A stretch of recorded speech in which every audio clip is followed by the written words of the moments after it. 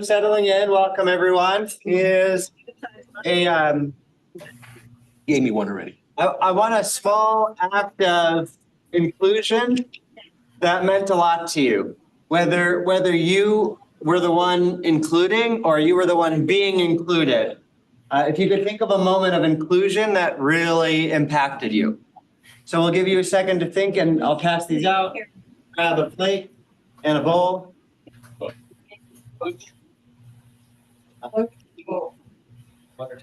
Well, one is like.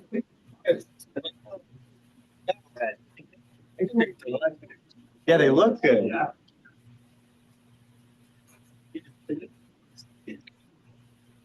Yeah.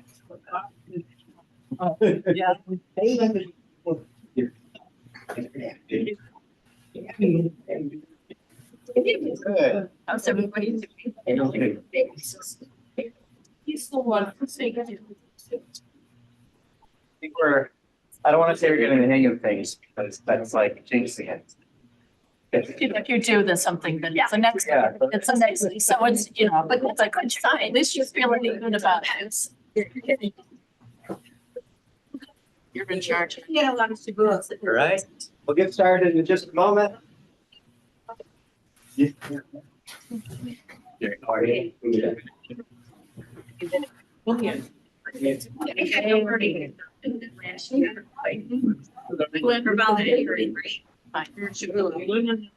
Like you look, no, just one.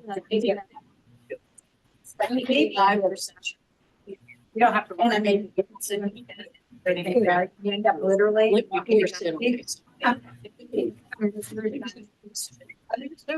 Yeah, and split your tears on. So you go down to the table. You're okay with that.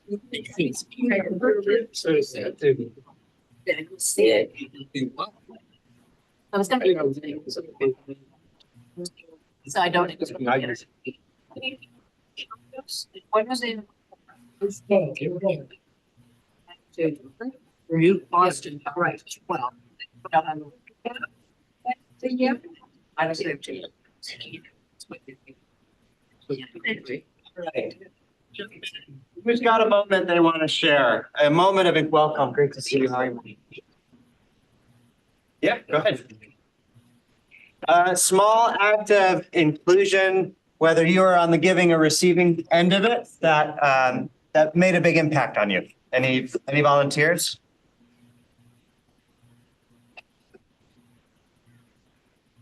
How about a moment of exclude? Good, okay, go I ahead. mean, first time I came over here from Bethany, I sat in a chair in Dixon for Minions. Don't say names. Just I names. was- You can use names. That is okay. You have to say that. Someone came back and they said, "You're in my chair." Like, oh, welcome. Glad to have you here. So I'm so glad you said that. So get the word on that, and then we're gonna Karen. But a makom kavua, right? A set place is very important to a lot of people, especially in synagogues, right? You have your spot, and it means a lot. And I'll say just to play to sort of explore that perspective for a moment in sort of a way that can be more sympathetic.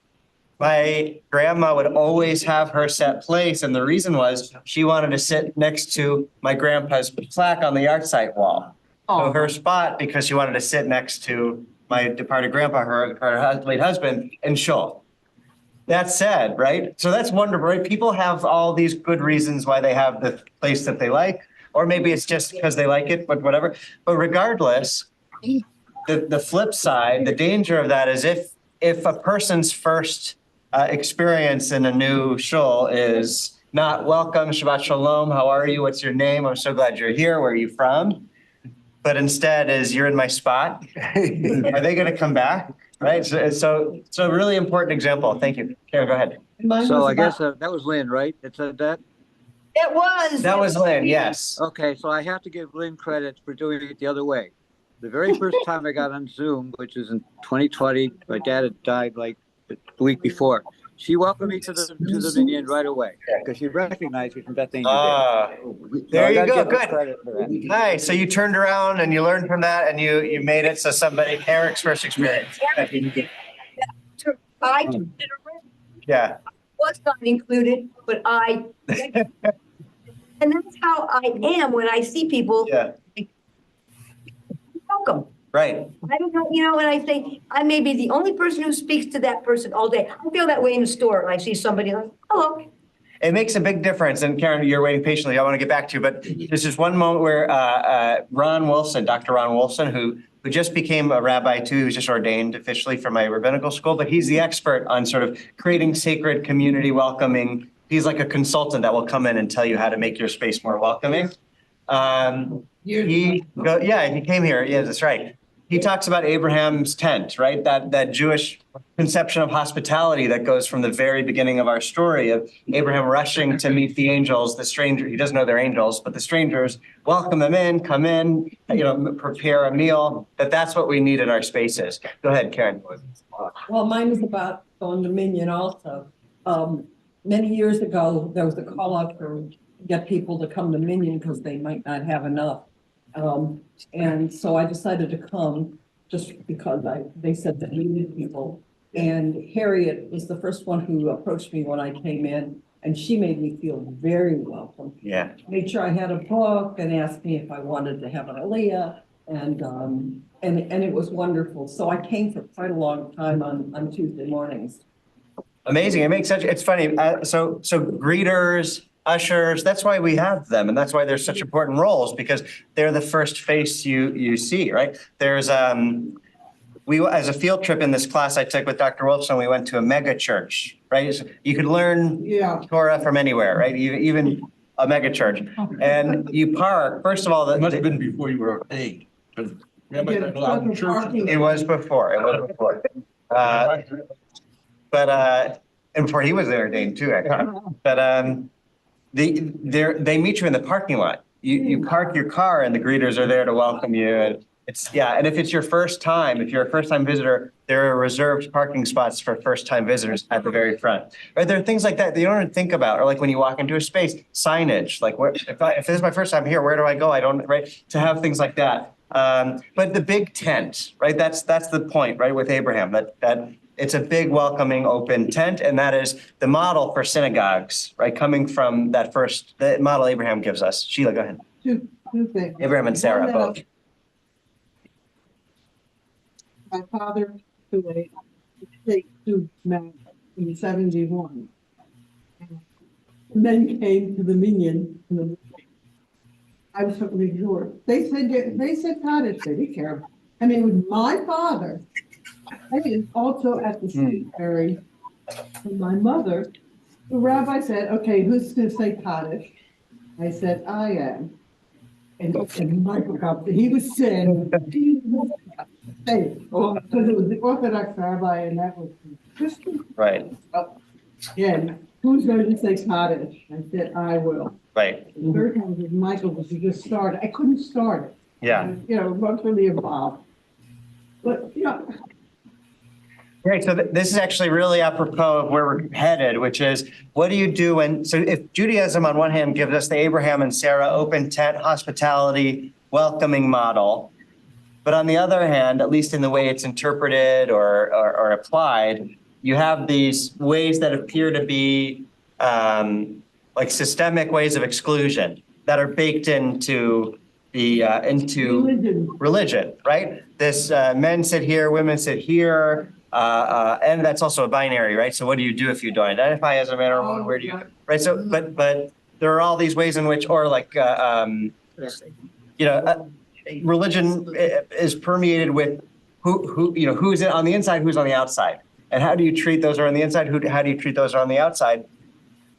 And to an extent, it's important, right? If your tent is endless, there is no tent, right? You have to define by what isn't in order to have a what is, right? We don't want to have such a big tent that a Jew for Jesus feels like this is their community, right? Like there has to be a line. So the question is, what are those lines? And the different denominations approach those lines differently, right? Based on, for instance, the conservative movement and egalitarianism, right? So there are certain ways in which, but the question is, how do we deal with elements in our tradition that seem inherently exclusory when we want to be a sacred space of welcoming and inclusivity. I'll tell you one way, this is an example that happened. We have a member of color who likes to sit at the end, in the last row.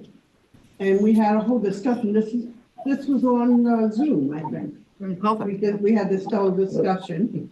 And she said nobody ever approached her. I had approached her once before at, a sisterhood thing out of short. Then nobody ever said hello to her. And I remember it was,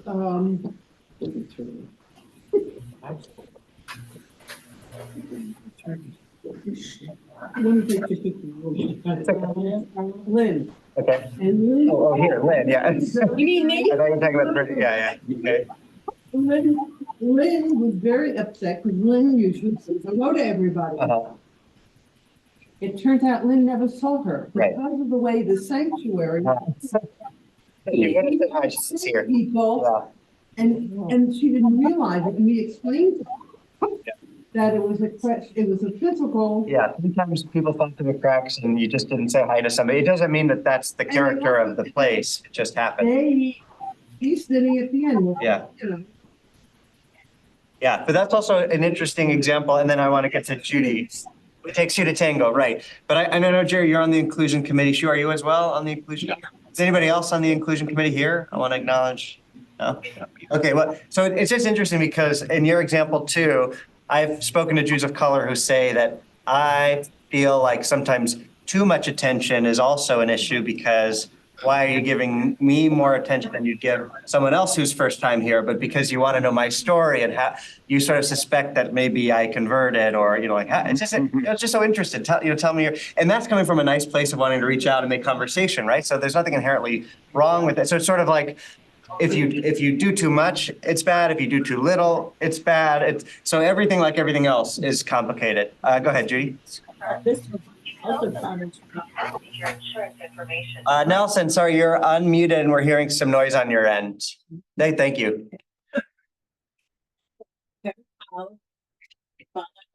away, the beginning was behind the door, and I was on the other side, and I started saying cottage, and boy, did I get it.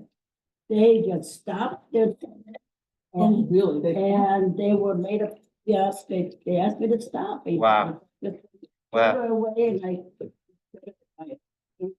I would have said it out loud. I mean, it's very, It is. It has. Yeah. At the Vigila, they did the same thing to me. They just were a little louder than I was. And it's you really need to hear people's experiences directly from them, because if you're on the receiving end of sort of the, like if you're not experiencing the exclusion, you wouldn't notice it necessarily. So it's all the more important to speak to people to get their experiences. So for instance, like when I was a college student at Emory and I went to Chabad, and I was so excited when my parents came to visit that to bring them to Chabad, because oh my God, you're going to love it. It's a wonderful community.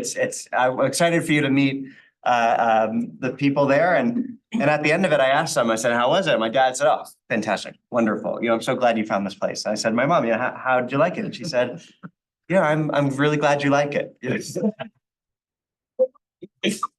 She felt really lonely on her side of the mechitza, and I never would have thought, just because it's not my experience. Here I am having a great time. The other, I'll say this, and I want to move on, but Rabbi Alex has been on the search. When she moved to LA, she was on the hunt for a very lively Shabbat service, because she missed that. She had it when she was living in Chicago after college, and she couldn't find it. She said, let's try this. It's called the Happy Minyan. And it's like a modern Hasidic, so it's Orthodox, very like song and dancey kind of ruach filled service.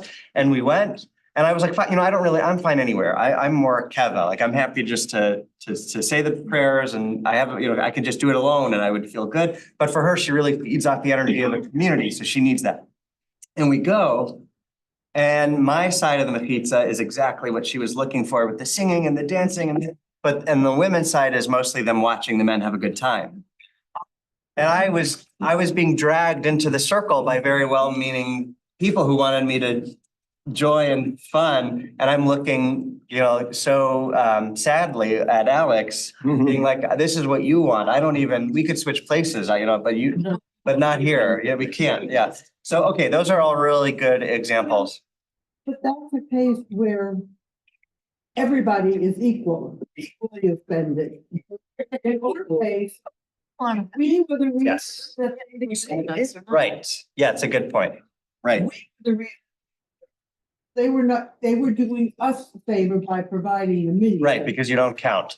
Yeah, how does it, to be made to feel like you don't count? And I'll say, like, in rabbinical school, there were a number of my friends and colleagues who are gay and who constantly felt like they were made to feel like a complication in conversations of halakha. And I have many rabbis who said to me behind closed doors, when I would bring this up to them, they would say, yeah, but come on, like, let's be honest with ourselves.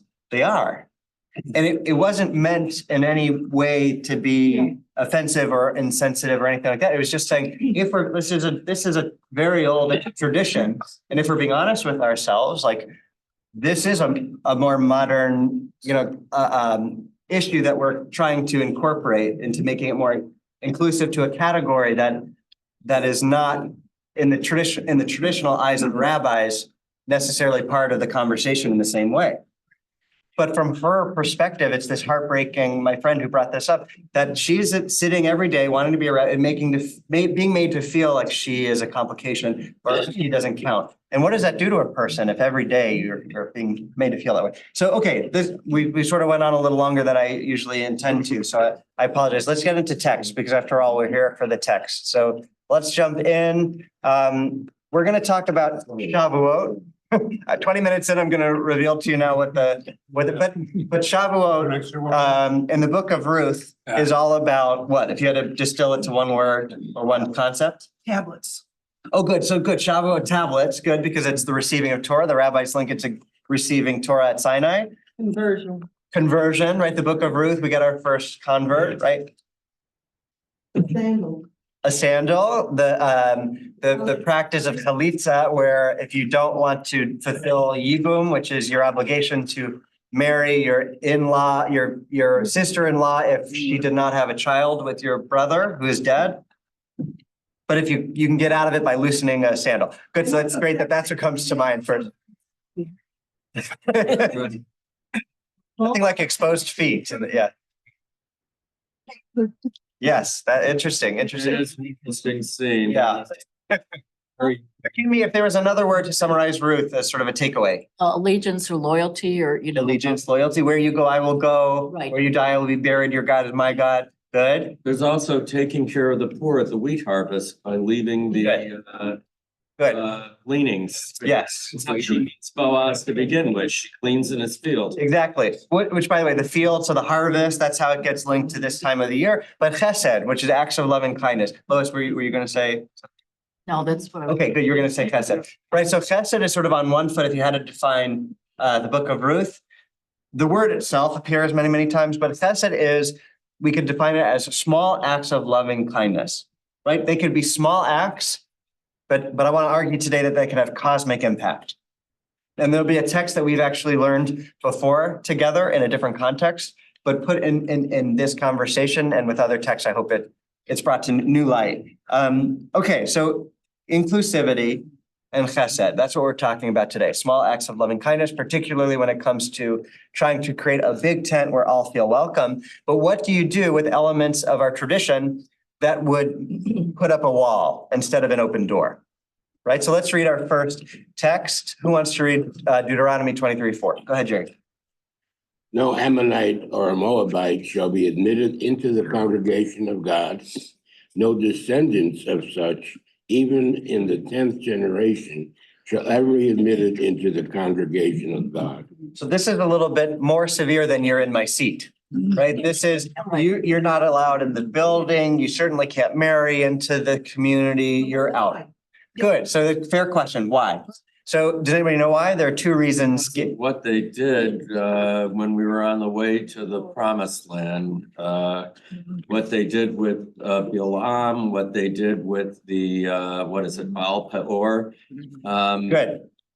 all of that, and I'm trying not to jump ahead, but it was apparently the men who did that. So pause, and there's good. There are three, you brought in a third, which is nice, but if you were to go and read the next verse, you would get, because they didn't come to meet you with bread and water when you were hungry and coming out of the desert, right? They didn't show chesed to you. But then the second is because they tried to hire a prophet to curse the people. That's where we get matovu, speaking as a vessel of God. That was only the Moabites. And to say, yeah, that was the Moabites, but the Ammonites, you get that, the not greeting you with bread and water. And then also this, what David's saying about the Baal Peor incident, where they're lured by the women to engage in cult rituals and idolatry, right? Avodah Zarah. So that's actually very interesting because that is specifically the women mentioned there. But the rabbis are going to make an argument that this applies only to men, that you can actually allow Moabite women into the community, and that this, After all, what is like Ruth, who was a Moabitess, not a Moabite, a Moabitess. All right, go ahead, Ruth. Obviously. I mean, Jackie, sorry, I said. Naomi's son.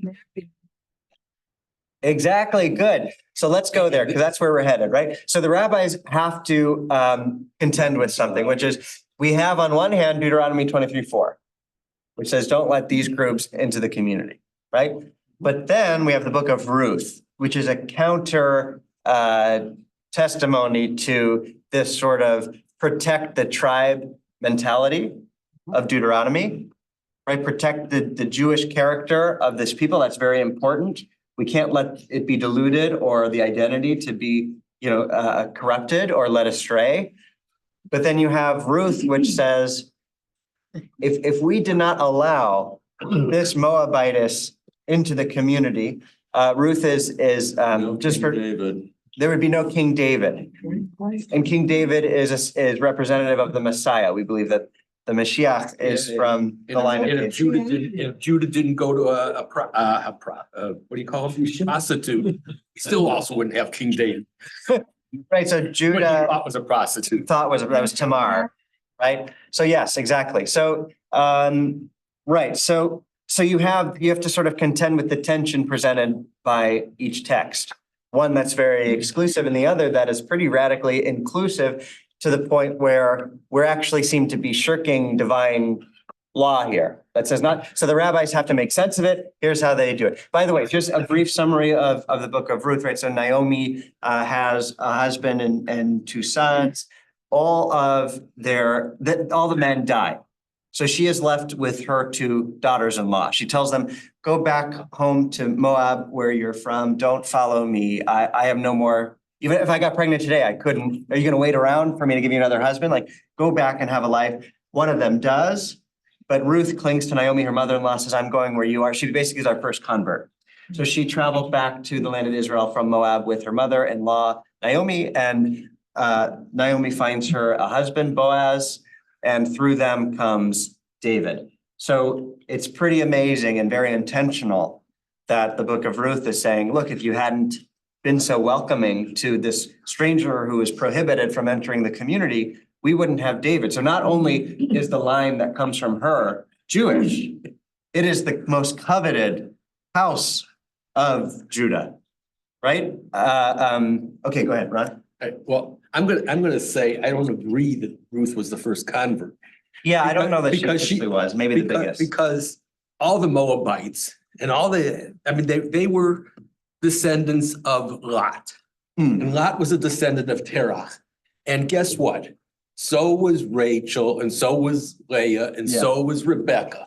Yeah, and I'll give you more proof text, which is Rashi says that Abraham, talking about that big tent, right? Abraham brought men into the fold, and Sarah brought women into the fold, meaning converts, because it says they came down with all the souls that they had acquired. What does it mean that they acquired souls? It was that they had basically brought them in. Yeah, but I wasn't as going that converts. far. I'm just saying that if Ruth was a convert, so was Rebecca, Right. Rachel, and Leah. So I think I misspoke when I said she was the first convert. I think The one she sort of really recognized. pointed as the first one that comes to your mind. Yeah, go ahead, Sheila. Is there any way to say that because the kids, the guys, married the Moabites. Oh, that they were being punished and they died? No, it doesn't say that that's why. Interesting theory. I can't remember if it gives a I reason, think it does. right? The book doesn't give a reason. So. Yeah, Rabbis could, but did Right. they is the question. But they're not trying to integrate the fact they're not happy that they. But Right. Elimelech didn't marry a Moabite and he died. That's true. Who? Naomi's husband. Naomi's husband. Oh, well, that's what I'm saying, because they marry him.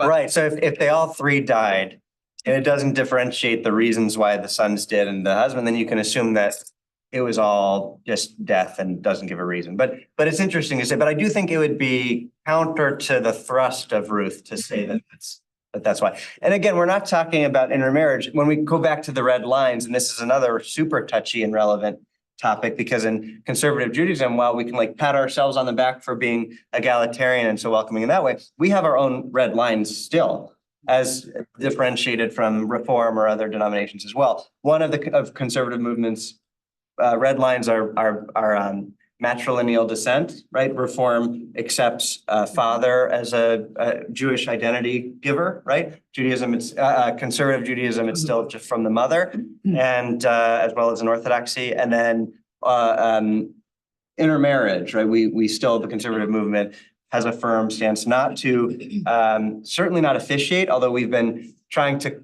be more welcoming in how we, first of all, certainly after the fact, welcome them into the fold and embrace them into the community for sure. J-Hub is doing amazing work as well as here in Cleveland. But in terms of it, or like giving a toast, right? At one point, our Committee of Law and Standards says like a rabbi can't give a toast at an intermarriage.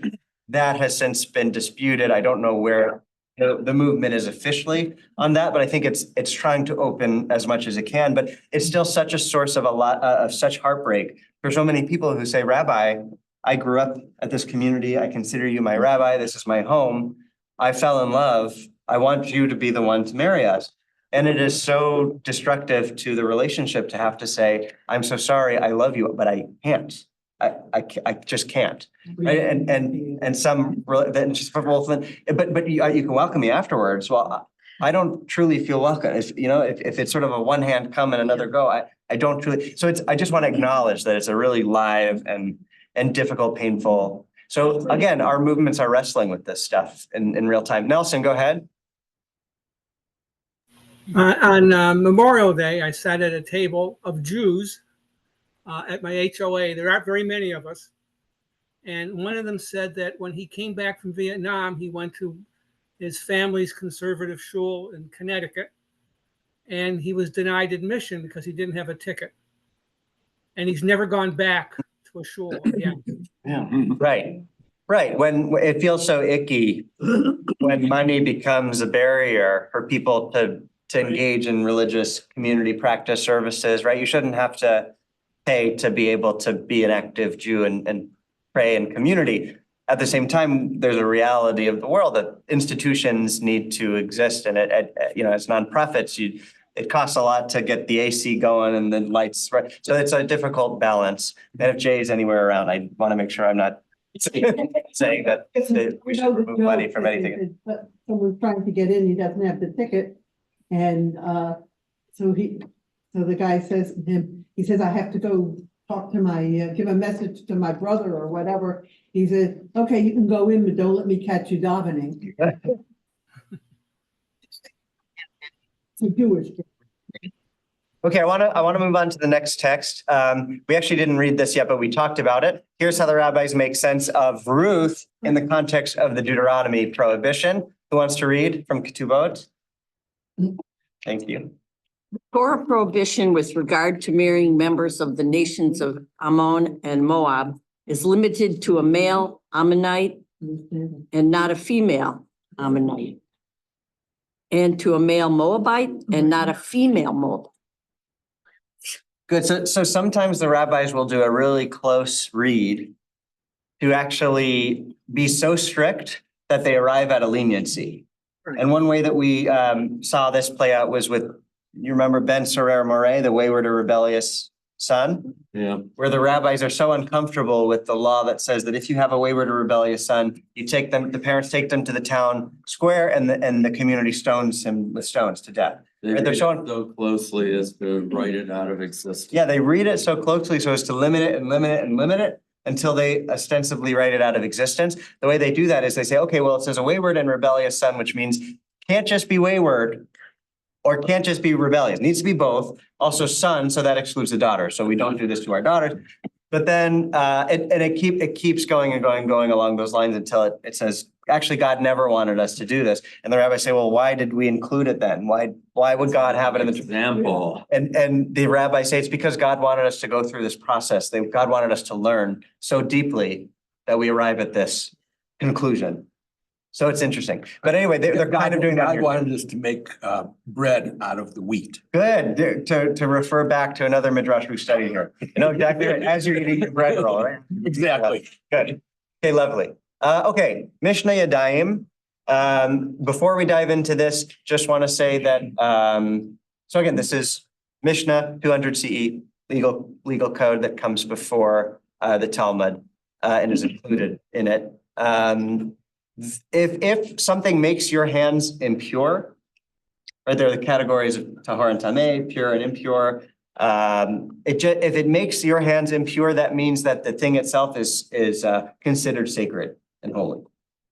So I just want you to be familiar with that phrase as we dive into this I conversation. just had one quick question I didn't Yeah. understand.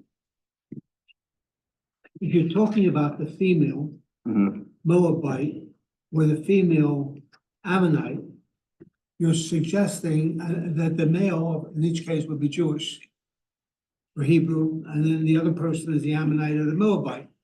But if we go, it seems opposite to the whole concept of the lineage from the female. Because this would suggest that the lineage would be from the Ammonite or the Moabite. Right, so you're saying it seems dangerous if we're saying that the lineage comes from the women, how are you letting the women? The men would be less of a threat because it doesn't change the identity. So a couple things there. One is going back to Torah, it went through the father, like the Kohanim, right? The status of your priestly, it goes through the father. The rabbis, it changed to be matrilineal over the course of rabbinic discourse. But if you go back to the Torah, it actually was originally through the man that the identity is passed down. But so that's that. And the other thing here is this close read that it's Ammoni velo Ammonit. Like it would have said female if it meant female because it only says men. That's a way to limit it, to make it less. Ironically, elsewhere and in common grammar, we consider that the male form includes the female. Right, I was thinking about that earlier today, actually, where it's like, well, it feels like we're trying to Pick nits. pick and choose, because on one hand, we'll say like, well, it seems to only be referring to men here, and that seems excluding the women. But we say, no, it's because Hebrew plural includes men and women, it's also including women, right? So on one hand, we're using that logic for more inclusion, but then in this case, we're using the same logic for exclusion, which is saying, look, it's gendered and only male, so that therefore not include women. And this sort of thing seems to happen in the Talmud quite a lot, so it kind of begs the question, how do you know which to apply, or are we just being, playing games in a sense? The answer is probably complicated, but one answer I've heard is because they were the rabbis, they knew what they were doing, you just study. Kind of like a shtuk kind of response, right? Just study. Yes. Okay, But so nobody hit me on the knuckles, so. yes, I'm cheating. I'm reading ahead to the first seven words here. How does an Ammonite convert if he's not allowed? Well, he's not allowed to marry, but he's allowed to convert. well, no, so that's Is the that the exact point? That's exactly what this is about. So let's read it. Do you want to read? Does anybody else want to No, I read? don't. Go ahead, Sherry. I never will. Ammonite convert came before. But he said to them, do I have the right to enter into the assembly? Rabbi Gamaliel said to him, you are forbidden. Rabbi Joshua said to him, you are permitted. Okay, let's pause for 1 second. You can, exactly good. I was gonna say, so Rabban Gamliel, we understand where he's coming from, right? Just given, what is his proof text gonna be to say you're not allowed? But it says Deuteronomy. Deuteronomy. You're right, right? That's clear. Rabbi Joshua, we're not quite sure where he's building his case from. Maybe it's the book of Ruth, but we don't know yet. But to point out, where else do we get a big blowout between Rabban Gamliel and Rabbi Joshua? Do you remember? We learned it a while back, so it's okay if we don't remember, but there was a big blowout between them. There was a whole issue about guards at the doors of the study house. And Yes, that's right. But before that, the actual thing that they were debating was when would you count the start of the new moon in relation to when is Yom Kippur going to fall on the calendar? Rabbi Joshua said this day, Rabban Gamliel said that day, and Rabban Gamliel, from a position of authority, tells Rabbi Joshua, I make the law, right? So you have to do something on your Yom Kippur that you're not permitted to do. On the day that you mistakenly believe is Yom Kippur, show up here with your money bag and your staff, right? So you're going to be violating laws against travel on Chag, on Yom Kippur, and on the holiest day of the year, and money, carrying and also dealing with money. So it basically publicly humiliates him, right? In a very open and public fashion. Okay, so just some interesting context between these two. So but meanwhile, they have a lot of other things in common. Rabban Gamliel, who is the head of the Sanhedrin, these are both figures from the first and second century CE. Rabban Gamliel comes from Hillel, our great sage. He's his grandson. So a lot of yichus, a lot of connection. The rabbi that they threw out of being the head of the Sanhedrin. Rabban Gamliel. It was. So they felt that Rabban Gamliel had gone too far in humiliating Rabbi Joshua, that they ultimately they booed him, and Rabban Gamliel had like bouncers at the door of the Beit Midrash, basically to make sure, again, this is perfect in talking about our inclusion conversation, right? He had bouncers to basically say, like, this is an elite place of learning, right? We don't accept just anyone here. And maybe there was also a financial piece of it too, saying if you don't have a ticket, don't let me catch you davening, right? That's the story of the guy on the roof. Rabbi Akiva, our great sage, who was a convert, right? A convert in his older age, not older. You're gonna laugh at me because I'm older than he was, but comparatively, he was 30, right? Or maybe he was 40 actually. Was it 40? Thank you. So I'm younger. So he was a couple more years. Yeah. He was 40 when he first started learning Torah. Unless you think that it's ever too late, he goes on to become one of our greatest sages. But he's also a convert who initially is not let into the Beit Midrash because of these bouncers. He doesn't come from means, although he married wealthy. So he goes up to the skylight. In those days, the Beit Midrash, there's a skylight to try to peer in, right? He had such an appetite for learning. Did they build a parapet? Yeah. And it's winter and they see a shadow coming in from the skylight and they look up and here's a figure frozen and it's Shabbat and they break Shabbat. I think this is Shemayva Avtalion. They go and they get him and they build a fire and warm him up. So they actively break Shabbat to save a life. Yeah. So it's not breaking Shabbat technically, but right. So, but again, about inclusivity, we would have left out our greatest sage. For every person we let out, for the sake of protecting, our tribe and the identity of our people, which is again a very important thing, and I don't want to undermine that. But we have to be careful when we do that because could we be keeping out Rabbi Akiva, and what's more, could we be keeping out the Messiah? Right? Because if we had kept Ruth out, no Messiah, which again goes to my point for today, which is little tiny acts of kindness that we might not think has such a great impact. What does saying hello really do to, what does the small little things to cheer somebody up? It's nice, but like, am I really changing the world? Judaism would say yes. And I think Shavuot in the book of Ruth would say more than you may know. So let's continue here. So they have go ahead. Yeah. You don't. The other flip side, the side is that you don't know who's going to become big shot and therefore treat everybody right with respect. Yes. Right. I don't know who's going to be the next president of the United States. Right. Respect. Yeah.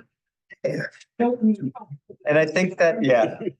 I think that's a motif in many Dickens novels too. They're like, yeah, right? Pay attention to the little street urchin because they're gonna come back later and be a millionaire. Okay, so we have Rabbi Gamliel saying, no, we would not let them in. We have Rabbi Yeshua saying we would let this Ammonite convert in. Let's keep going.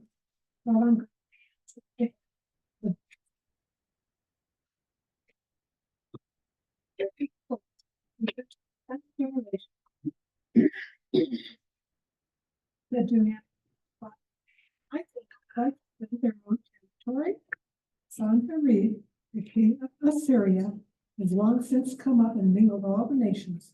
As it is said, in that I have removed the bounds of the peoples, treasures, and have brought down as Okay, pause real quick. So Sennacherib of Assyria, king of Assyria, he conquered, right, and mixed up the borders and boundaries of nations. So what's inherent in this verse is sort of the fear that we're talking about that inspires people to be more standoffish or have bouncers at the door or question people's Jewish lineage, right, to make sure that they really are. Because the question is, if we're too open, right, if there aren't firm boundaries, if we're such an open tent, what are we defined by then? Like, what ultimately, if there's no end to who we are, then who are we, right? We have to be defined by what we're not as well, right? So that's the fear is sort of assimilation, whether it's forced or whether it's voluntary, right? That they're saying Sennacherib, basically there's so much assimilation that has been forced onto the Ammonites because of Sennacherib, who came in and shuffled everything around. We can't actually prove a pure lineage to the Ammonites anymore. So basically the argument here is we cannot exclude him on the grounds that he's an Ammonite anymore, because now we don't know who's really an Ammonite. But in fact, what Rabbi Yeshua is saying, if I'm understanding this correctly from memory, that's actually the halacha anyway these days. I mean, we would say that there are no Ammonites or Moabites. We can't worry about that anymore. They've been mixed in with everybody else or whoever they were mixed in with. So it's no longer a consideration. Exactly, right? And it's also sort of what the reason why not all conservative or reform shuls will do aliyot based on Kohen, Levi, or Yisrael is that it's so hard to prove an uncorrupted lineage back to. I mean, nowadays they talk about their blood tests. You could find ways, but it's just sort of assumed that something has been corrupted along the line, so it's okay not to do the aliyos in that. I mean, that's a nice way of looking at it. For better or worse, the other way of looking at it is sometimes it's being Kohen or Rishon, because you don't have a Kohen who wants to take the aliyah, even if he's in the room. Yeah, maybe, it's yeah, back Kohen. A big comma. Sure, right. It's a. You have an issue because he is identifying himself. Right. In other words, there may not no longer be Ammonites, yet he's still identified one. Are we sure about that? Because, yeah, I don't know that he self-identifies as an Ammonite. I think he identifies as a Jew. Like, His name is Judah. If you use Ammonite as an adjective, it is here. I think it's sort of an omnipotent narrator, omniscient narrator saying he is an Ammonite convert. So you could be saying, well, wait, then are they saying he's an Ammonite? I don't think he would say. I think it's saying, a Christian convert to Judaism came into. And someone recognized him as Ammonite. Yes, just objectively, he comes from, but I think he would say I was an Ammonite, but now I'm Judah. I've taken a new name, a new commitment to your God will be my God. I consider myself now a Jew. I'm Judah. I literally picked a name. Yeah, right, Yehuda. I'm a Jew. But they're saying, well, you come from the Ammonite, you're not allowed to convert, right? That's Rabbi Gamliel. Rabbi Yeshua says you can, because who's really an Ammonite these days? We don't know. So we're not going to exclude you. Jackie? What about? That's a different whole story. Right. So, but it's the same kind of exclusion, right? But it's even more, but these are part of the 7 nations that you're supposed to utterly wipe out so it's part of the same conversation. But the question is, how do you prove that lineage is the question that's being done here. But we also like today, we would not sanction killing an Amalekite in cold blood for similar reasons, right? So we wouldn't hold by what is a very clear mandate in Torah to be carried out today. And we would cite reasons like this, that it's. This happens in what generation here? Cause I mean, the original Torah says 10 generations. Well, Are not we even past 10 generations. generations. Yeah, but so maybe that could be an argument used, like, oh, the statute of limitations has been, right, we're beyond the point. But it says even to the 10th generation. So I think, Well, it doesn't say past the 10th generation. but I think you're right. So good, you can make that claim. But I would say that I can read it my way. you could read it your way.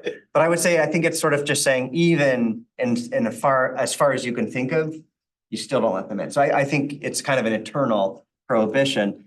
But we're finding an argument in our ancient text for why you can't apply it. So let's keep going. Let's finish it off. So, okay, so you can't really prove. Go ahead, Robin. The verse says, but afterward. In other words, they have already returned. Good. So Rabban Gamliel is now firing back at Rabbi Yoshua from Yirmiyahu, saying, but wait a minute, you can't just tell me that this Ammonite identity thing doesn't matter anymore, because God says through Jeremiah, right afterwards, I will bring back the captivity of the children of Ammon. Right? They may have been scattered, but God is going to return them to their land. Right? So we still should exclude the Ammonite, because that identity is going to continue. Okay, Rabbi Yoshua. Turn the captivity people. Yet they have not yet returned. They permit them. And so Rabbi Yoshua is quoting also from Jeremiah saying, yes, but God also says that I will return the captivity of my people Israel and Judah. And this obviously is written before the modern state of Israel. It's still in exile, right? They do not have land. So what Rabbi Yoshua is saying, yeah, God said that God will return the Ammonites, but God also said that God would return us to our ancestral homeland, and that hasn't happened yet. So until such time as that happens, right, we don't need to exclude, right? It hasn't happened yet. So whereas Rabban Gamliel is sort of making the argument that that God has already done this, Rabbi Yoshua is reading into it saying, no, God has not done this yet, so therefore it's okay. But why I'm bringing this, again, just another interesting debate about when do you exclude, when do you include, but it's also this like tracing it to times of Mashiach, right? That returning the captivity of my people, Israel and Judah, this is talking about in the time of the Messiah, God is going to bring us back to Israel, right? To our ancestral homeland. But the question is, to what extent do we wait around for it? And to what extent do we try to usher in the era of the Messiah? And if we're supposed to be active, how? How do we usher in the era of the Messiah? And what do you think the answer we're proposing today would be? It depends. Okay. I mean, it's an ongoing debate. Say that. No, I don't think. What do you think I'm going to say, given the topic of Chesed? Yes, that's it. Which is what this debate is all about. Should we or should we not welcome this person into the fold? And I think it's interesting that the debate happens to be, in the end, it's about invoking the era of the Messiah in a very debate about, and where what's at stake could be an act that would help usher in the era of the Messiah by the small act of chesed of letting this person be birthed. Yeah. Did I cut you off though? Did you want to? Okay. The Lois. fact that this person converted, aren't we supposed to consider a convert as if they've always been Jewish? Yes. So why didn't they just say, he's Jewish? Because, and this still happens today, you can undermine the validity of the conversion that happened, right? If a person does a legitimate conversion, then that applies. They were at Sinai, they have a Jewish soul, all of that. They've always been part of the fold, right? But if a conservative rabbi did the conversion, if a woman did the conversion, then the conversion never happened, and so it doesn't apply. So I think I think it sometimes gets by the way, those are not my opinions, as you know. I just want to make sure you got the irony. Even worse than that. I can remember when I was a kid, and intermarriage was relatively rare and thought it was a big shanda, if somebody converted and came into the shul as a Jew and they were married, and you would sometimes hear whispered two things. One, the only reason for the conversion was for the marriage, so it doesn't count. Yeah. Or two, in their heart of hearts, they're not really Jews. And we've come full circle from that to the point where we're willing to acknowledge that some of our most involved, most active, most thoughtful members are Jews by choice, as we like to say. Although I know at least one rabbi who says we're all Jews by choice, because in this day and age, you can usually choose to opt out of everything. Yeah.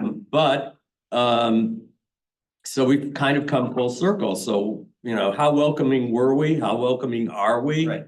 And there are still people who are questioning whether we should be welcoming, and that's Right. offensive to many. Right. And again, what's underlying that is this existential fear, right, of assimilation, right? That intermarried couples, well, then if you don't raise the kids Jewish, and we're diluting ourselves. And so I want to acknowledge that it's a very real concern, and we're seeing that play out in these debates, And right? sometimes That's there's fear. no one right answer to that question anyway, because this conversation happens in my neighborhood all the time. The neighborhood we jokingly call a mixed neighborhood, part Orthodox, part not. Right. But almost all Jewish. Right. Entirely, but almost. And you know what, one side will say, we've circled the wagons effectively. We are the bulwark of Judaism. You all will disappear and we will still be here. And the other side says, if not for our liberality, a whole bunch of people you call Jews wouldn't be Jews because they'd have left you years ago. Right. Especially when numbers are such an important part of the existential conversation, that we are not replacing ourselves at the rate that we need to to grow the Jewish people. So why would we shoot ourselves in the foot by, so again, it's important to, but I want to lift up both sides of the argument to the extent that which there are kernels of truth in them. That's what I meant when I said it depends. Yeah, good. So Ron, you had something, and then I want to. I was gonna say that the way you know whether a convert converted for the marriage or not is how the children are raised and what the children do. Interesting, right? That's when you find out. Sure. And at the same time, to an extent, you have no control over what your kids will do, right?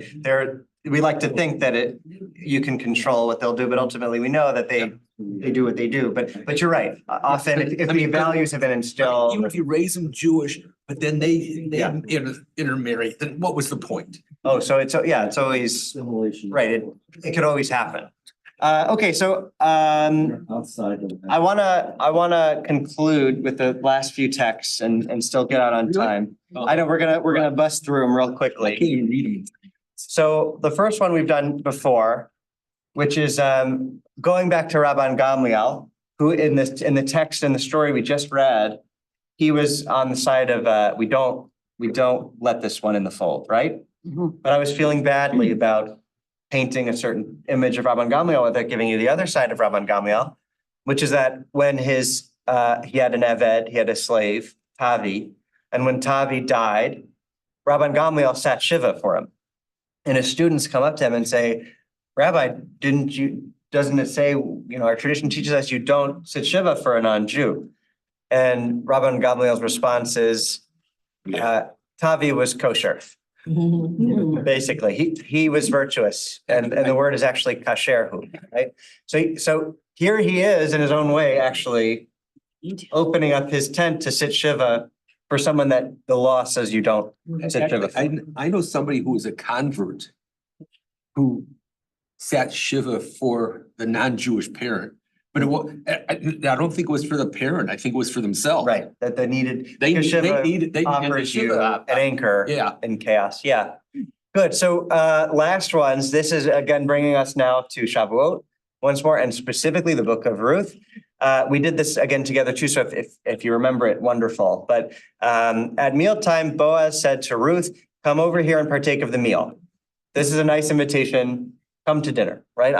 You're hungry. You're a stranger here. come and dip your morsel, right? Come over here, halom in Hebrew, right? It's, where's the word? Do you see halom? First one there wins. Heel. Oh, here it is. Halom, right?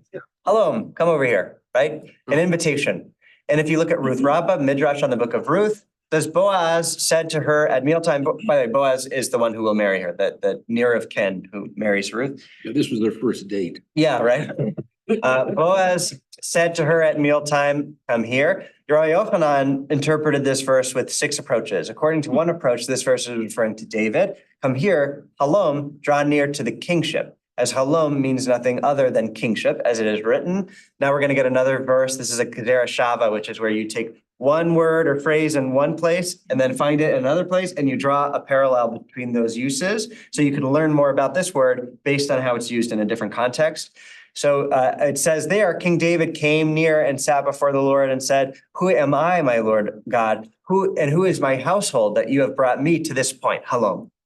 Like basically, why did you invite me to the kingship? Why me? Right? So if David used the word halom, look at how Boaz used the word halom, and it's sort of like grandfather, or like grandson, right? That or great, however many generations between them. But here it is, that moment of Boaz saying, halom, come here and have a meal with me. That led us to David, who says, halom, God, why did you choose me for this sacred role? Right? So that one invitation, so small, dip your morsel. It's not even, let's have a filet mignon, right? Just dip your bread, right? That ushers in the era of the Messiah. And that brings us to this final text, which is a sermon by a modern scholar. She writes, Ruth refutes the great man theory of history. The notion that all the really important events occur in war rooms or on battlefields or even on holy mountains. The story gives hope because it shows ordinary people helping each other grow through and beyond personal tragedy. And what opens up through acts of generosity and mutual regard, through chesed, is something far beyond their own small sphere, beyond what they know or imagine. Probably none of them ever saw the grandbaby, so they're the great-grandson, to be precise, whose name is the last word, literally the last word of their story. That's David. Yet what opens up through David is the future God intends for Israel.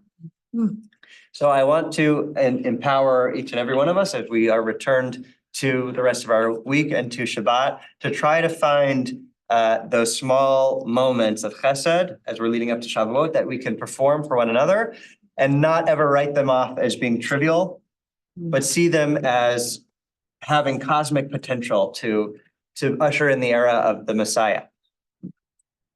Shabbat Shalom, everyone. Thanks always. Thanks.